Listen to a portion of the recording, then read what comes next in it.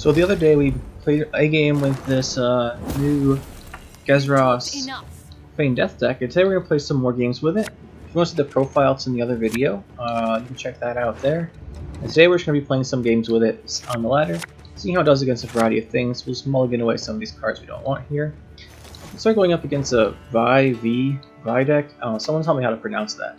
But obviously, those of you who have not faced this deck with a deck that lacks a Geralt Yrden, it's extremely hard to beat. Because we could run, here's the thing, we could run Yrden in our deck. We have enough movement to just push everything into one row and reset it. But we don't. So we need engines as soon as possible. So we're going to get out with our Global Fauna Sentry and start going with our Cat Witcher. The only hope we have of this is him drawing really badly, which it looks like right now he's got his engines out, that's not great, or winning round 1. And winning round 1 versus this deck is really hard. And then we have to, in round 2, force out all of his leader charges and make him get rid of his Vi somehow. This is almost impossible, but we're going to try and do it here. We're going to get as much value here as we can. Getting some points here. He's going to play Slizzard. I don't think I can let that live.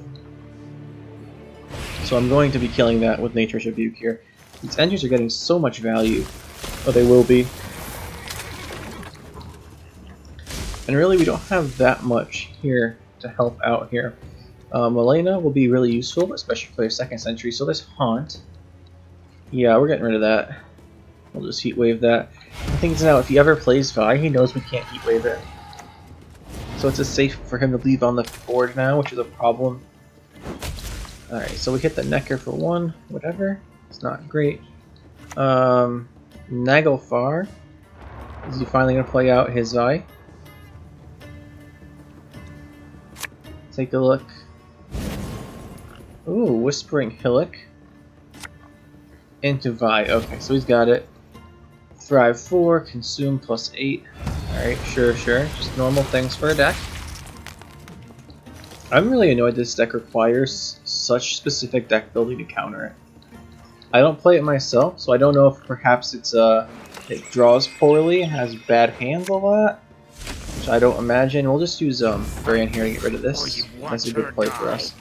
But it just seems kind of obnoxious that the only way to beat it is just play Lockdown, or to use something with Yrden, like Dire Bear in one row and Yrden in the other. I can beat it with a Skellige like that, and when I play Lockdown, this deck is destroyed because it doesn't have his leader charges, and you have enough locks and removal that they can never get off an order for a Consume. But in every other deck I play, sometimes this is just an automatic loss if you don't have Yrden. Like, just lose up against it. But here comes X. Okay, actually, we'll get out a Gezras here. That should give us a chance, actually. So he'll pull that out for us. He's going to consume Vi again. It's getting so big. We got a lot of value of Burden, but we could have gotten more. Just move. Use Milena, move this to the range row, and get a big boost here from Gezras. We'll see. I mean, there's no way we can keep up with a Vi every turn, right? But the cards he's going to play to consume it, or leader charges, we might be able to keep up with if they're very low tempo, like Slizzards and Bogrests and stuff. He sets those up. Those are only like 5 points. We can keep up with that. But it's going to be rough. And we're not going to have our Gezras for later. So our long round potential's gone. More or less, our long round potential is no longer very good. So I think the best thing here is, since we have this scenario, we're going to use the scenario round 2, play every other card in our hand, and try and get as many points as possible. And Milena will keep letting us cycle our cards to in the melee to range row, letting us get Gezras' boost every turn. Although the damage option here is not too bad either. So we'll move him to the melee row, drop with our tokens in the range row. This will give us 2 extra points every time he moves. We're up by 12, that's nothing versus this deck. He'll get over that in a single turn. Up by 21, doesn't matter. He might even get ahead of us with 1 play. I'm guessing he's going to keep going. Yep, there's Double Cross. Here it comes again, so he's going to trigger 4 Thrives again, and get plus 14 for the Consume. Okay, boom. And just like that, He's almost tied with us. So I want to play the Sentry. I want to go one more turn here. I really want to win this, so I think if we don't win this, we lose the game. I'm 95% sure, because he's just going to wait till round 3, assume twice, and play Vi, and there's no way to get out of that. Okay, we're up by 22 right now. So if he plays Vi again, we'll still have enough points to not lose. Uneven. There we go. So we're able to take this round. Up by 31. The sad thing is we were almost in range in that time. Well, like, he was in range to win that round if he had more ways to play Vi. But I guess he didn't. So this round we just need 2 elves. We're going to play the scenario, play both elves, and hopefully we can win without him having a chance to draw the cards he needs. That's our only option, is to win before he gets the cards he needs. These are elves. We have plenty of other elves left though, and I definitely want some better ones. 1, 2, 3, 4 elves left, and on Ironmancy 5. Half our deck's elves. Yeah, we want a better one than that. Okay, what should we get rid of there? Greyhead Brigade. That's a good one. Let's drop the scenario. He heat waves us. Well, that's going to be bad, but our only hope is that he doesn't have enough consumes or ways to play Vi right now that we can win with the scenario push. This is why I quite like using scenarios in general. They give you ways to play matches out because of the amount of points they provide in a single card. You can push rounds like this much easier than if you didn't have one. Swordsman comes out. Okay, we got this. He's got his Drago Larvas. Next turn I'm going to take those out with the Brigade movements, I think, because I don't have much more value than that in the Brigade. And then we'll finish with the LS Witcher guy, I think. I think that's the play. Depends what he goes into, but we're going to remove these Larvas before we can get 8 points out of them from playing 3 more units. Okay, he had Squirrel. That's good. That's good. That's a card that doesn't play him Vi. This is a very close game still. I'm very concerned about to lose. We'll hit this, we'll play the Dragoon, take off 2 of this armor, Waylay does 3 damage to the thing with 3 health. No, not this one. Yeah, this one. Yeah, because this way we can do 6 damage with the movement on our brigade. See, this makes sense. Let's move it 3 times. Take out both larvas. 1, 2, 3 movements, it's gone. Now, if he plays something with 6 health, so there's the beast, they'll have 6 health, we can kill this because of our movement here. Alright, so we're going to 1 damage, move 5 cards, deal 5 damage. We'll be at what, like 33, and he'll be at 0? Yeah, 33 to 0, okay. If he plays Vi twice, he wins the game. If he doesn't play Vi twice, well, if he plays Vi twice, he wins the round. If he doesn't play Vi twice, he loses. So what's he got? Barbagalzi does not play Vi. I think we got this. I think we might actually beat this deck. This was such a long shot going into this game. I think this is the only way for us to play it out to win. Prince Willem, is this just going to draw him Vi randomly? This is going to be the only gold left. King faces difficult choices. Wow, there's no way that's the only gold card left in his deck either. He just RNG'd that out. Man, that was close almost. Almost got us, but we managed to take the win there. I'm impressed we managed to win that game. Very difficult for most decks, especially this one. Not sure how to follow up that last game. I don't think anything else will be as intense as going up against that. I don't think it came across well, but I was super concerned every time he was going to go play a card. That was just going to be another way to play Vi, and he's going to leader charge it in round 2 twice. And then we'd just be done, because he'd draw it in round 3 and play like a 28-point card randomly. Alright, so we're up against Imposter. We don't need 2 duplicates of these cards. I don't think we need Dragoon either. We have enough movement options. Oh, Malena. That's good. I think actually, up against Imposter, Magni Division needs to be moved. I think we want to play Malena here because we don't have a lot of starter plays. We don't have a lot of cards we just want to drop first. If we play Malena, we can set up movements and maybe we can bait out his Vincent on this. If we get his Vincent on this, that'd be nice. Seeing as the thing with the crystal skill, it gives you Veil, which is a status. So sometimes I Vincent. Is this going to be Oniromancy into Vincent? Oh, not Heat Wave, Invocation. So Invocation's gone. That's nice. But I guess we'll just drop the Half Elf Hunter here. Invocation to 6 provision card. That's always good to see. So he must be concerned about the movement. I don't think he would have done that otherwise, so maybe he's Maggie divisions he doesn't want us to deal with. Cantarella. Alright. I shall be your eyes, my lord. And he took our Oniromancy. So, well, this is annoying. Equinox. Are we gonna... We have our Gezras in our hands. We're not gonna lose him. We're gonna lose what? Baron? Yeah, this guy. His highest precision card is K here. Is this a... Can't be Surinova because Equinox is more than 10. I'm confused. I'll get rid of that K here, but I'm confused. And I'm also kind of annoyed they took our Oniromancy. Oh, please don't take this scenario. If you have anything else, just don't take Feign Death and Oniromancy. Because the thing with Oniromancy is taking it is probably the worst card in the game for them to take unless your deck revolves around something. So, like, obviously if your deck revolves around Vi and they take your Vi, that's the worst card in the game to take. But in a generic situation, I think taking Oniromancy is the worst because you get it back with the Echo, so you get a second Oniromancy, and then you have your own Oniromancy, and it's just so much consistency added to your deck and taken out of your opponents. We'll just trade making a bomb there. Here comes Hunting Pack. Why is he thinning so much? Well, I guess it's not too much yet. We'll just play our Bomber, get it 6 points of value. I think we should swap Bomber out for something, but I'm not sure what yet. I want to make sure there's always enough Elves in this deck, and Pyrotechnician would be nice to fit in, or Miner. Tourney Joust, sure. But, I don't want to take out too many Elves where we can't draw them for this scenario.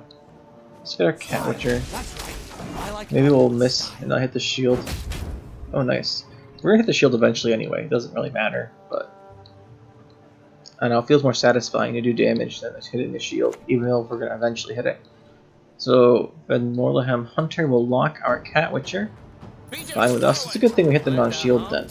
I'm not sure it'll make a difference in the end. Let's drop our Brigade. It only does 1 here. But I want to win this round. I'm not ready to commit these cards though, because our Nature's Rebuke from Forest Protector would only do 2 damage to the Hunter, which is not great. But we do win the round, so that's a good start. Round 2. I'm concerned he's using a mill deck right now. I'm concerned he's using a mill deck and holding most of his mill cards. So I'm going to have to play some stuff here. Because if he is using a mill deck, I'll lose the game if I just pass. So I think I'm just going to play Dragoon. Just Sentry.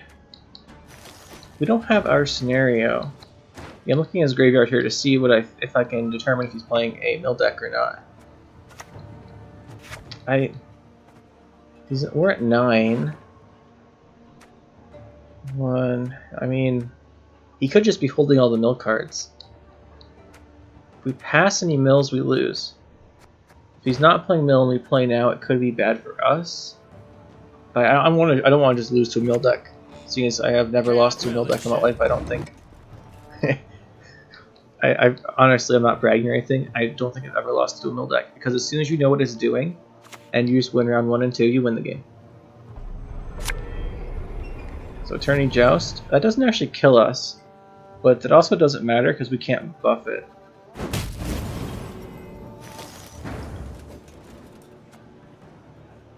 I'm going to just play the Dragoon in melee row for 1 point. And I think one more card is all we need to determine if he's playing melee or not. His next card doesn't play stuff out of our deck to mill us. I think we're just going to pass and he's not playing a mill deck. Coup de grace. Okay. We might have to play a big card to get out of here though. So he can get his own Sentry. Fine. Yeah, okay. I don't think it's a mill deck. I'm not sure what it is, but I don't think it's a mill deck. Anything we move now, we just get moved also. Could play our Protector. Yay, let's do this first. I want to shorten this round 3 now to where the scenario, the Feign Death, is our option. And I want him to play something good. I know he has Milena, which is only worth 4 points because he's not getting any movement value out of it. And he also has our Oniromancy, you want him to stop having that. So that's gone. Okay. Rich is going to move to the top. Wait, what is he moving to the top? Is it going to be the guy who summoned himself out? Yeah, it is. Okay. Yeah, we can pass now. He won't have that play for later. I'm really confused by this guy's deck, honestly. Interesting. To be fair, I think we confuse everyone with our deck too, because I don't think I've seen anyone else play Feign Death with a bunch of Witchers. But, yeah. Okay, so we're going to round 3. I don't really know what his game plan is. He's gonna have, oh, what's his name? He destroys a locked unit.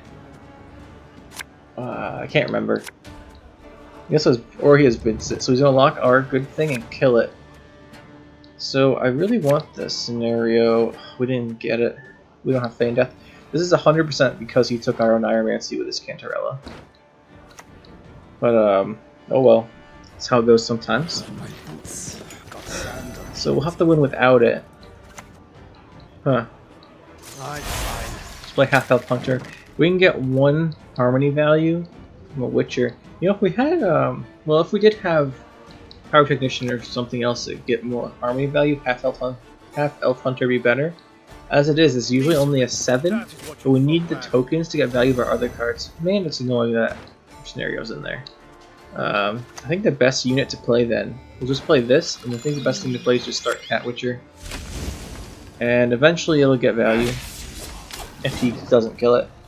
Then we'll play Dolable Sana Sentry. We're not going to be able to get a big move out with Gaten, and we're not going to be able to get a big boost with Gezras, so he's going to take this.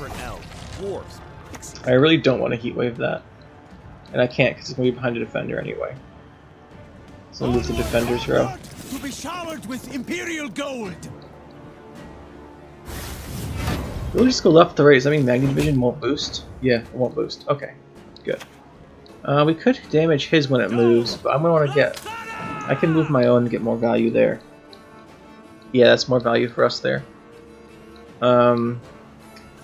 Is Magni Division... Okay, so there's a Damien. We're going to have to move that to the range row. We could either Heat Wave the Defender and then move it, or we could just move them both. Go for move both. So I want to Heat Wave something else. I admit I lost my 1, 2, 1, 2. And then we have 1 charge, so we can use Gezras on our ranged row for 4 boosts twice. It's going to be close. It depends what he has left. Because he did play a Magni Vision, which didn't get him many points. And his Damien can't do anything. The Cat Witcher is going to keep getting him points. We're going to make another Damien? We could move it. Okay, he's just making another Cat Witcher because he knows we're going to move it. Okay. Yeah, so we're down by 15. I'm going to have to save my movement for next turn. There's a great deal. He's getting a lot of value out of... He's getting a lot of value of these Cat Witchers. I think I would have been better off. Well, no, there's no other way to play this round out. This is the most points we could have gotten from this round, playing our cards optimally. And there's Vanamar. So it's Vanamar's name. It destroys the locked guy. I don't think we have enough, but we're pretty close. Yeah, the 4 damage there is pretty bad for us. So the biggest thing with Heat Wave is Defender. We move Gezras to the melee. It gives us +3 to move back and... Oh, just barely not enough. That was very close. Very close. That was a good game. Yeah, I like that game. Other than the Nine Range thing, it was a good game.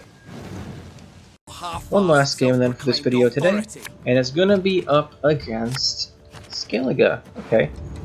I haven't seen a decent number of these because of Dire Bear, I think. Dire Bear is very good versus the monsters buy deck. And then they play Yrden too, so I'm expecting this guy to have both Dire Bear and Yrden. And Yrden sucks to go up against with this deck because we play a bunch of tokens in our range row. We keep boosting them Gezras, and anytime Yrden them, we're going to lose like 30 points. So I fully expect at the end of round 3 of this game to get hit by a Yrden for like 30. So we have to play around that. And hopefully manage to win, even though I'm pretty sure that's going to happen. We could also Dire Bear that row too. But the thing is, I'm not sure he'll expect it. This is the best advantage of playing these unique decks, by the way. Is no one ever knows what you're doing. If they don't know what you're doing, they can't prepare to counter it. It also means your deck is not like meta, so it might not be the best strategy, but sometimes confusing your opponent is just enough to win you the game on its own. And that's very useful for you guys who make your own decks. If you just copy everyone's deck off the top streamers, or off the YouTube channels, or off the websites or whatever, people will tend to know what's in your deck because a lot of people will be playing it. If you play something unique like this, like what opponent's going to expect after playing a bunch of Witchers?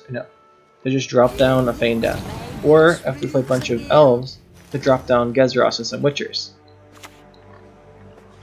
Anyway, up against this guy, we're going to have to get rid of this eventually. We'll just get the double swordsman going.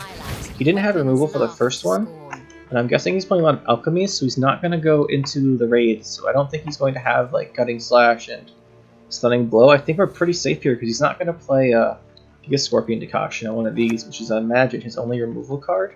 Except maybe Delirium. I play Delirium when I play this, because Frozen Drago Larvas, and I otherwise have trouble with those.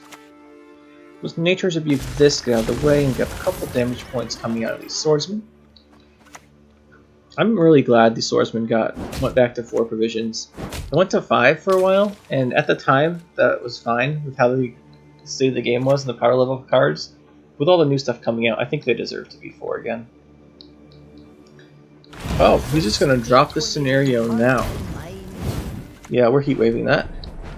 I'm guessing if we're gonna get squirreled on our own Ironmancy though. I'm not sure why he's forcing Gedinith now. Maybe he's gonna use Lippy on Gedinith. That'd be pretty neat. I've seen that before. Actually, only a couple times. I've seen people who play this scenario and they Lippy it. Except you can't do that anymore because now it has Doomed. So yeah. I'm pretty sure, was it Clear Skies? Whatever card purifies everything in a row, it's all units, and not the scenario.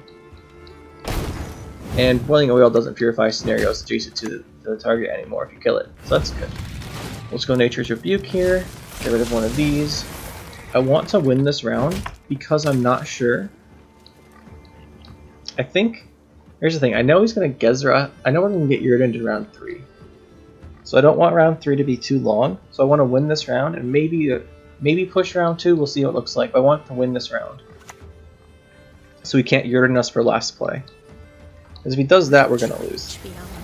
But if we have another play left after Yrden, oh man, he's going to drop the Marindrum right now. That's a lot of points. I'm not sure we can actually beat this. Let's do some counting.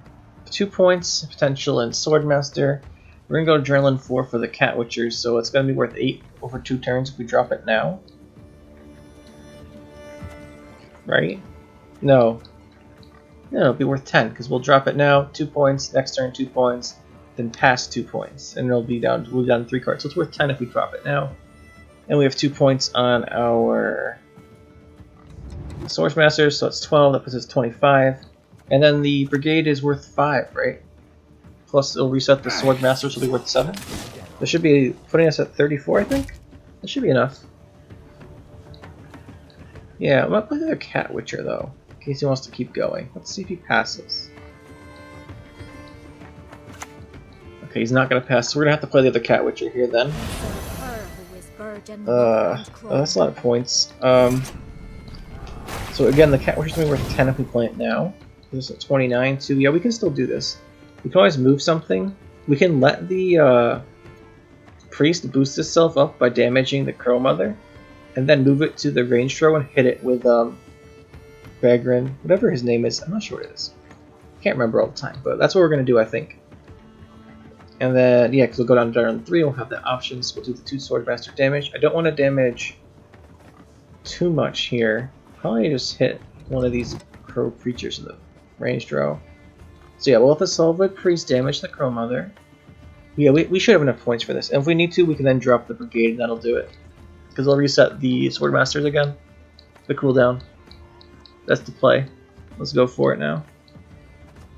Cat Witcher. And then damage to one of these creatures, or can damage that too. That's really not the move. Oh yeah, no, I wanted to do that. Yeah. Okay. This makes sense. So as I was about to do with the damage on the creature, I was like, you know what, we can move the creatures to the melee row because he's going to have more alchemy and it's going to be a 10. The second I was about to do that. Okay, so here we're going to play the Brigade, I think. Let's count. Yeah, this is enough. We counted last turn. So 2 damage here, 2 damage here. And then we get 8 points from the Cat Witchers. All set. There's 2 and 2 is 4. He gets +1. We get 4 more. We win by 3. Perfect. So we won this round, and round 3 won't be a 10-card round, and we get last say. This is exactly what I wanted to set up So he can't last say play Yurden on us, because Yurden will be worth less points because this round will be shorter. And we've actually got rid of his Gedenieth already. This is a perfect setup for us. We have a way to get our scenario. We have one elf, and this is the elf we want, the Sentry, and we have a way to play another elf. This is an ideal hand going into round 3. Of all the cards I want, except Gezras, and I can play Gezras with Call to Force. So yeah, he doesn't have a priest anymore. He's played all of his creatures. We'll just pass. I imagine he's going to drop some random card here. He doesn't have his leader ability anymore. Usually I see these decks playing Draco Turtle, and you hit the Draco Turtle with the Marindrome. Because it does 3 damage, the Draco Turtle boosts by 3 because it doesn't take damage from the armor. Well, it loses the armor and then gets 3 and then you get 9, so it's worth 12. If you hit the Draco Turtle with the Marindrome. Or they play it on the Draco Turtle from the Gedenieth scenario. Half-Elf Hunter and making a bomb and Dragoon. I don't really need making a bomb. I don't need 2 of your goons, but we're going to have 1. Dual-Thon a bomber. Alright, that's not the best card, but we'll work with it. We'll work with it. Our hand was so strong before, so we have access to Gezras in the scenario. I don't want to play cards for no value. So is a Bear Witcher Adept fine? This is a really nice 4th version card, by the way. I quite like Bear Witcher Adept. I like how it's designed too. It might be a little strong, but I think it's fun. I like using it, and I don't feel oppressed when my opponent plays it on me. Most of the time. So we'll just get Feign Death. This guy doesn't seem like the kind of person who actually has a Heat Wave in his deck, because he's going to rely on Yurden instead, right? So he's gonna have Dire Bear and Yurden, because I've seen every Skellige deck I've played use those, because it counters the Vi deck. Could be the meta right now. Okay, we're actually going to get Heat Waved. So it does have Heat Wave. I bet he still has Yurden and Dire Bear, but he's going to have a lot of lower vision cards than I guess. So we have to play around big removal from him, big reset from him on the Yurden, and I think though he's not going to be able to generate a lot of points on his own. So we just keep generating points anyway, even though we don't have the benefit of all the tokens we would normally get from having Feign Death. I think we'll be okay. We'll see how big the Yurden reset is. Priest, okay, well, not much I can do about that because I can move it with a Dragoon. Is moving it a good idea? I think I want to move it. I want him to set stuff up. So we'll just move it to the range row. Nah, I'll just put the Bear Witcher. Doesn't matter. But I want to move one or the other, and you know what? I hovered over the Bear Witcher first. So the Bear Witcher Adept got moved. I really think this makes no difference. So there's the Drum and Shield Maiden. Oh, he's gonna get... Okay, is this Wait, does he play Ceres? That's a lot of high provision cards in this deck. I'd be very curious to see this guy's deck list. I imagine he still has Dire Bear, Yurden, and Ceres. The Ceres won't... Well, Ceres could give him the other Drummond Lady, actually. That's so many provisions, though. Maybe he doesn't have Yurden. Maybe he's been playing around it wrong the whole time. Because if he's playing this, he's going to play Shield. He's going to play... Okay, so I guess this is the deck, I think. I've seen this deck before. I know what this is. You play the scenario round 3, and then use the Marindrome to hit the Shield Maiden played by Ceres for it's a massive tempo swing, massive point swing in round 3. Because you finish Gedenieth, right? Because you get all the points from Gedenieth, and then what they do is they play Ceres, and then they hit her with the Marindrome from the leader, right? So they use Gedenieth, and once, I guess they use Gedenieth, and they use Ceres, hit Ceres with Marindrome. That's worth, Ceres turns into an 11, or into a, yeah, an 11. Into a 10, sorry. Just plus 6, she turns into a 10, and then plays 8 out of your deck. It's a pretty massive swing. So we're going to move this, we deny him heal value. Yeah, we're going to deny some healing value here. And then we'll just play Gaten, I guess. We'll get some movement points here. I'm not sure when to play Dual-Thon a Bomber. Maybe we should have played it first. Maybe we should have played it first, but then there's a chance it hits the Bear Witcher Adept. and then he gets more heal value, and that wasn't worth it to me. So Ceres, he's gonna spawn. He's gonna spawn the other Drummond lady. So yeah, he plays Ceres, hits it with Marindrome. I guess he wanted to play Gedenuth round 1 to get into a scenario where he could use his Ceres on the Marindrome in round 3 for a big swing. But he ended up drawing one of the Shield Maidens, which is rough for him. We'll go Gezras. This will get us a lot of points. I'm guessing with all of this cards, he doesn't actually play Dire Bear and Yurden. I guess he just plays his I guess he plays his own cards for this instead. Because he can't have many provisions left in his deck unless his entire deck is 4 and the 2 cards in his hand are Yurden and Dire Bear. In which case we might actually lose. Oh, there is a Dire Bear. You know, he's played a lot of provisions so far. Wait, why do you put it in that row? What? It blocks his own guy from boosting and doesn't block us from boosting. The heck? Yeah, his Swallowblood Priest just didn't get 2 points. His Swallowblood Priest gave him a -1 that turn because he blocked with 2 boosts and it damaged the guy next to him. And it's not going to prevent our boosts with Gezras. I guess I don't kill it because it's hurting him more than me. So we'll just play Dolabluth on a bomber. Some damage back there. Let's move Gezras again, so he'll boost us by 1. Yeah, so we're fine here. I think we're fine, unless he has Yurden as his last card. That has to be really close. So yeah, he could have just denied 5 points for playing Dire Bear in the range roll. You know what? That means he has Yurden. He put it in the melee row because he has Yurden, and he didn't want us to know he has Yurden. But I know he has Yurden because we played Dire Bear. And he should have put it in the range row anyway to prevent Swallowblood Priest from getting his boost negated.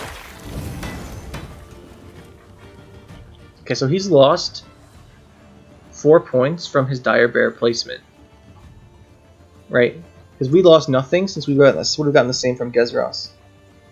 He lost 4, but he denied 2 points of boost from when we move to the ranged row. Using our leader here. Last turn. So he denied us 3 points and minused himself by 4 based on his placement of Dire Bear. And we actually win this. Okay, so we do win even though we got Yurden. So what I said in the beginning did end up happening, Yurden, but we needed the last play and we got it. And we played up to this point to win. So I want to go over what I want to add or change to this deck, but first I want to talk about that last game a little bit more. So I'm not sure what level players you guys are, for newer players, top pros or whatever, but the last game was a good example of how you win against stuff. Is you identify your win or lose condition. In that case, our lose condition was we get Yurden round 3 as his last play. That will make us lose the game. So we have to avoid that scenario at all costs, and we did do that. We avoided that scenario, and since we were able to set up our version of a round 3, we don't get Yurden as the last play, we were able to win, because if his last play was Yurden, I would have lost that game. So a lot of times when you're playing a deck, if you can identify the scenarios based on what you think your opponent's using, where you win or lose the game. So for example, we win a game if we know our opponent needs to say, for this deck, we win the game if we go to a long round 3, they can't interact with our Gezras. Or say we set up enough engines in Cat Witchers and Double-Thana Sentries that they can't deal with it. If we can meet that condition because they don't use removal in their deck, for example, we'll use that last game again. So that game I knew he wasn't going to use any raids, like he wasn't going to have Gunning Slashes or wasn't going to have Stunning Blows, so I knew it was safe to play my engines early, that type of thing. So if you know that, that can be a win condition to, say, win round 1 on even if you're going second, because you know your engines will survive, so you can drop them earlier without protection. And that's a great way to play the game in general, I've found, is that's how I win a lot of games. And that's my mindset going into a lot of these games, is what is he doing? What will he do that will make me lose, and how do I avoid that? Or what do I do that I know will make me win, and he can't avoid it? And if you can establish that, like, right at the beginning of round 1, and play the whole game through with that kind of mindset, it'll help you win a lot more.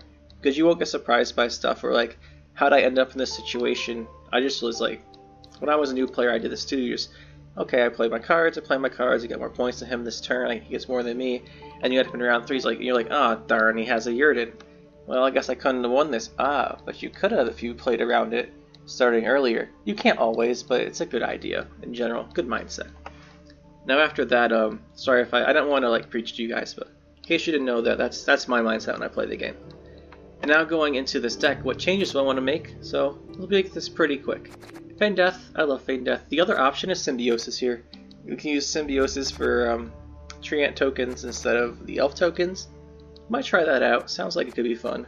But we can more control spawning stuff in a row with Feign Death, and it generates 2 in 1 turn when the second elf when we play the first elf after it spawns the commando. So, you know, that's pretty good. Pyromancy we need, Gezras we need, Forest Protector. We could take out Forest Protector. I know that's blasphemy. I'm not going to take out Forest Protector. I would consider it for 1 card. That card is Vernisil, because it gives us 2 more tokens. Not sure it's worth it. Think about it. We can also take out Heatwave for it, but it's Heatwave. So, Heatwave's actually gotten a little worse, because everything that you want to Heatwave tends to get protected too much nowadays. Like Vi is the big one. It's never going to be on the field for you to Heatwave, but even if you just Heatwave like a 40 or 30 point, whatever the... Man, I can never remember himself in names. The little 2-strength token that gets boosted by his power. Call the Forest. I would take this out for Vernisil instead also, but I need it to play Gezras more consistently. We use Breren, we use Gaten. I wouldn't change these. Malena I wouldn't change. Half-Elf Hunter I consider changing because it's 6 provisions, and it usually only gets us 6 points and an extra 1 point sometimes for the Harmony. But usually it's 6 and gives us an extra 1 point of value from the movement of the token and itself, rather than a card that only has that's just 1 card, doesn't create a token. So I think this is a card I'm going to take out. And maybe find another elf somewhere, or we could try a couple less elves and see if we can sneak Vernisil in somewhere. We'll see. Nature's Rebuke we're going to keep, Sentry we're going to keep, Cat Witcher we're going to keep. Brigade I quite like. It gives us an option as a 1-of where we want to push around earlier than we intend, like we end up knowing that our opponent has an overwhelming round 3, like the Firesworn Swarm deck, where they get all the tokens get boosted over and over, and it ends up like 140 points. We end up in a situation where we win round 1, know we can't deal with that round 3, and don't have the scenario, we can use our leader charges on Vriad Brigade for a lot of value. So that's why I have it in the deck as a 1-of. Making a bomb. I put this in the deck when I was doing the Journey quest to play bombs, so I'm going to take this out for Pyrotechnician. And then Vriad Dragoon. I'm not sure about this. The thing is, there's not many 4-provision elves, like I said when I originally made this deck list. If you look at the 4-provision elves, right? Hey, this spawns a token, but it spawns in a different row from it, so it's not ideal. This boosts in our hand, it's only worth 5 too. Blue Mountain Elite, the damage is by 3 with the only unit in this row. If it was just by 3, I'd use it because it killed it in Drago Larva. Global Thon of Bone, everyone plays around this now, so you're only going to get... They're not going to play it in Drago Larva in a range row, for example, and you're not going to kill it. So it's only going to be worth 6 at most, and it probably won't kill something useful. This is the one I think I'm going to put in, so I think we'll take out a Dragoon. Well, I think we'll take out some elves for the Vriad Officer, so we'll take out a Bomber and a Dragoon for 2 of these because it's higher potential, and I've not tried it out with the Bonded yet, so we'll do that. We'll make that change, and these are not great options either. So I think this is what we'll go with, and then the other option is we could take a Half-Elf Hunter, like I said before. We'll do a higher provision elf, so like a 5 and a 7. So looking at the 5s, you put in a 2nd Brigade, because that was actually quite useful. We can get a lot of value from Malena and stuff on that with movement. And then we have 7 provisions left for a 7 provision elf, and look at that. Lock and move. Let's add Ciara into our deck. And I think this is what we'll go with. We'll try this out some. I think this is I think this will be better. We'll try this out. And thanks for watching, guys. This is the update to the deck. This was not in any of the... We just did this after recording all the videos. I played several other games after those video. I recorded 3 games for the video. 1 the other day after testing it out. I just played 3 in a row and I recorded those. And I played a bunch after that. So I think this is what we'll go with. If you want to see me trying this version out, let me know. And also if you want to see something, say, with a Symbiosis version or something else, let me know. But this was a fun deck. I quite like it. And we'll see you guys next time.